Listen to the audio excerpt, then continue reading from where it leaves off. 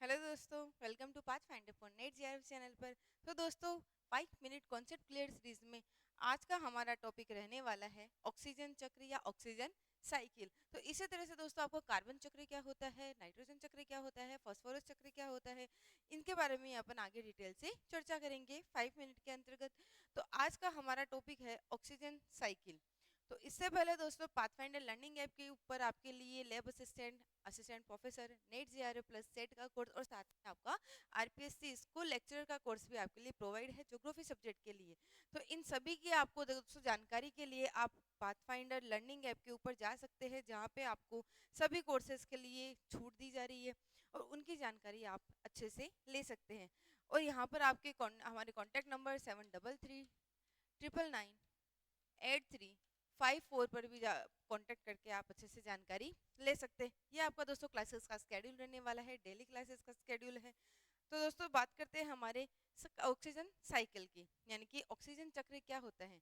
तो एक बार हम पीपीटी के माध्यम से पढ़ लेते हैं कि ऑक्सीजन चक्र के बारे में हम क्या पढ़ सकते हैं।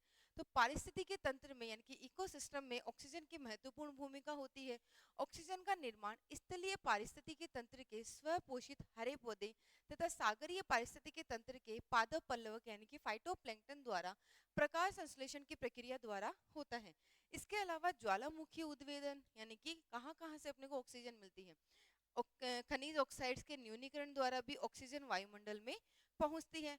ऑक्सीजन चक्र के अंतर्गत स्थलीय और सागरीय जीवों द्वारा प्रकाश संश्लेषण के समय जनित ऑक्सीजन और ज्वालामुखी उद्वेदन के समय कार्बन डाइऑक्साइड एवं जल के रूप में निकली ऑक्सीजन का वायुमंडलीय ऑक्सीजन भंडार में प्रवेश होता है तथा सागरीय एवं स्थलीय जंतुओं द्वारा श्वसन खनिजों के ऑक्सीजन व लकड़ियों और जीवाश्म खनिजों के जलने में वायुमंडलीय ऑक्सीजन भंडार में ऑक्सीजन खर्च होती है। इस तरह से हमें ऑक्सीजन का चक्र चलता रहता है। तो दोस्तों, ये चक्र किस प्रकार से चला, अगर हम डायग्राम के माध्यम से समझें तो सबसे पहले तो हमें पता है कि हमारे पेड़ पौधे जो कि कार्बन डाइऑक्साइड ग्रहण करते हैं लेकिन ऑक्सीजन को रिलीज करते हैं, और मनुष्य ऑक्सीजन को ऑब्जर्व करते हैं और कार्बन डाइऑक्साइड को रिलीज करता है। तो इस प्रकार से ये पूरा चक्र, ये पूरा संतुलन चलता रहता है। तो जैसे कि हमारे वायुमंडल में CO2 कार्बन डाइऑक्साइड गैस है। अब ये CO2 या कार्बन डाइऑक्साइड गैस यहाँ पर आपके जो पेड़ पौधे हैं, पेड़ पौधे कार्बन डाइऑक्साइड को ऑब्जर्व करेंगे, लेकिन जो ये आपका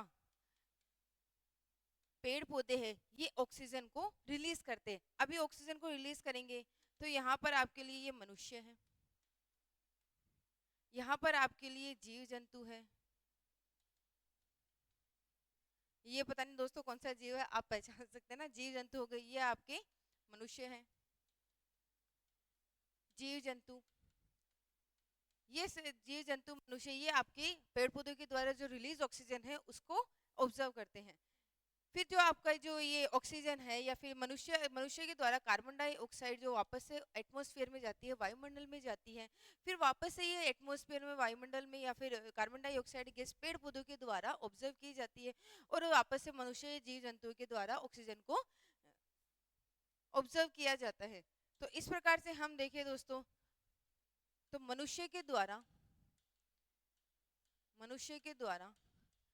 CO2 रिलीज की जाती है और O2 को ऑब्जर्व किया जाता है, ऑब्जर्व किया जाता है। और जो आपके पेड़ पौधे हैं, पेड़ पौधे CO2 को ऑब्जर्व करते हैं, ऑब्जर्व करते हैं, और जो आपका ऑक्सीजन है O2 है इसको रिलीज करते हैं। तो इस प्रकार से ये पूरा चक्र हमारे वायुमंडल में चलता रहता है, हमारे इकोसिस्टम में चलता रहता है। तो आई होप दोस्तों आपको ऑक्सीजन चक्र अच्छे से समझ में आया होगा। इसके अलावा दोस्तों आपके लिए कार्बन चक्र से रिलेटेड भी आपकी प्लेलिस्ट में आपको सीरीज मिल जाएगी। तो दोस्तों मिलते हैं हमारे नेक्स्ट टॉपिक में, नेक्स्ट सीरीज के साथ में। तब तक आप इसी तरह चैनल को सब्सक्राइब कीजिए, लाइक कीजिए, शेयर कीजिए और वीडियो को ज़्यादा से ज़्यादा अपने दोस्तों को भी बताइए। तो थैंक यू दोस्तों।